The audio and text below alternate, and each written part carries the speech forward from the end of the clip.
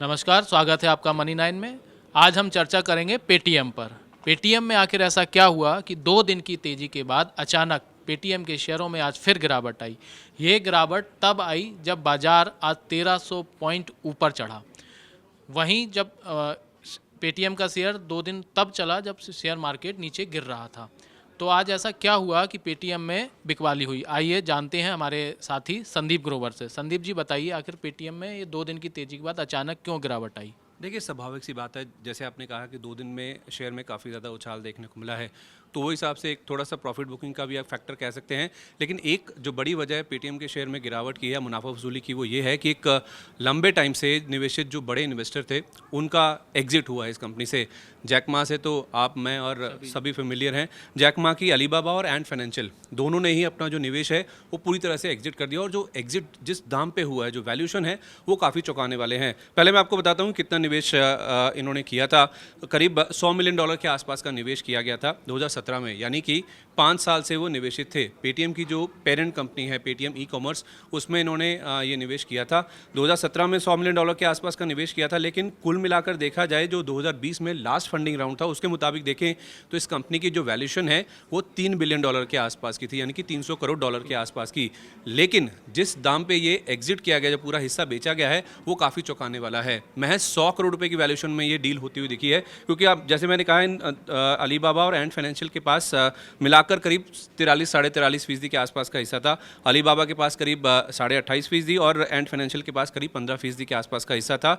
ये जो पूरा हिस्सा है पेटीएम ई कॉमर्स ने, उसी ने ही वापस खरीद लिया है और ये सौदा हुआ है 42 करोड़ रुपए के आसपास की रकम में, यानी कि पूरी कंपनी की जो वैल्यू है वो 100 करोड़ रुपए के आसपास बताई जा रही है। जबकि 2020 में जब लास्ट फंडिंग राउंड था वो $3 बिलियन के आसपास की थी, तो उसके सामने 100 करोड़ रुपए के आसपास की रकम में ये एक तो बड़े निवेशक का एग्जिट होना 5 साल के लंबे अंतराल के बाद, और वो भी इस तरह के वैल्यूशंस पे इस तरह से अफरा तफरी में, वो अपने आप में काफ़ी चौंकाने वाला है। जिस वजह से जो आप पूछ रहे थे कि शेयर क्यों गिर रहा है, वो शायद यही रीज़न है इसका। अच्छा, तो ऐसा आखिर क्या अलीबाबा ने देखा कंपनी में? ऐसे क्या उसे आफत आई कि मतलब अपना इतना प्रॉफिट छोड़ के वो इतने घाटे में उसे अचानक बाहर निकलना पड़ा? देखिए, अगर आप कंपनी की प्रेस रिलीज़ देखें जो उन्होंने हिस्सा बिक्री के बाद ये जो अनाउंसमेंट किया उन्होंने, उसमें उन्होंने कहा है कि ये जो बिज़नेस मॉडल है, हम सब जानते हैं कि ये कैशबैक्स ऑफ़र करते हैं, बड़े पैमाने पे पैसा इनको जलाना पड़ता है, कैश इन्फ्यूज़ करना पड़ता है।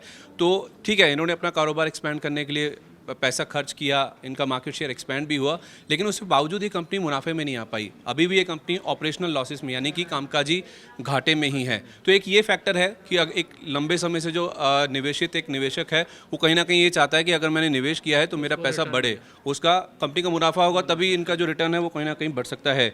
दूसरी ओर आप देखें जो पूरा सिनेरियो है इस स्पेस का, कंपटीशन बढ़ रहा है, नए नियम आते हुए दिख रहे हैं, रेगुलेटर्स काफ़ी सख्त होते हुए दिख रहे हैं, जिस तरह से यूनिक बिजनेस मॉडल्स इवॉल्व हो रहे हैं, टेक्नोलॉजी में जिस तरह से चेंजेस हो रहे हैं, और उसके ऊपर पेंडेमिक यानी कि जो महामारी की मार पड़ी है, उससे ये जो बिजनेसेस हैं उनके ऊपर काफ़ी ज़्यादा इम्पैक्ट होता हुआ दिखा है। तो ये कुछ की फैक्टर्स रहे हैं। और अभी भी आप देखें जो प्रेस रिलीज है उसमें साफ तौर पर लिखा है कि जिस तरह का इनका बिजनेस मॉडल है, आगे भी बिजनेस को एक्सपैंड करने के लिए और इनफैक्ट प्रॉफिटेबिलिटी में आने के लिए या मुनाफे में वापस लाने के लिए अभी भी बड़े पैमाने पर इनको जो पैसा है वो इस कंपनी में डालना पड़ेगा। शायद यही एक डैम्पनिंग फैक्टर है, दिक्कत वाली बात रही है, जो शायद इतने लंबे समय से निवेशित रहने के बाद भी अगर आपका पैसा नहीं बन रहा है तो जाहिर सी बात है, फिर आदमी सोचता है कि अगर यहाँ से अब पेंडेमिक के बाद अब चाइना में भी जैसे लॉकडाउन खुलने की बातचीत हो रही है, तो क्यों ना किसी ऐसी जगह पैसा लगाए जहाँ पे पैसा ग्रो होता हो दिखे। तो एक बड़ा फैक्टर रहा है एक बड़े निवेशक की रणनीति के पीछे, जिस वजह से ये एग्जिट होता हुआ दिखा। ये ओएनडीसी भी कहा है, पेटीएम की खबर आई कि वो एक ओएनडीसी प्लेटफॉर्म पे जाने वाला है, तो ये क्या है? इससे क्या कोई फर्क पड़ेगा इससे बिजनेस मॉडल पे? देखिए, जो आप 2 दिन में कह रहे थे कि शेयर काफ़ी ज़्यादा चला है ना, इन्होंने 15 तारीख को ही ये अनाउंसमेंट किया था कि ओएनडीसी यानी कि ओपन नेटवर्क और डिजिटल कॉमर्स, इसमें ये एंट्री करते हुए दिखेंगे, यानी कि ये ग्लोबली विदेशों में भी एक्सपोर्ट्स के ऊपर फोकस करेंगे। अभी तक ई कॉमर्स में फोकस करते थे। मैं पढ़ रहा था कहीं पे कि ओएनडीसी अगर आप देखें तो ई कॉमर्स का यूपीआई के तौर पे इसे माना जाता है।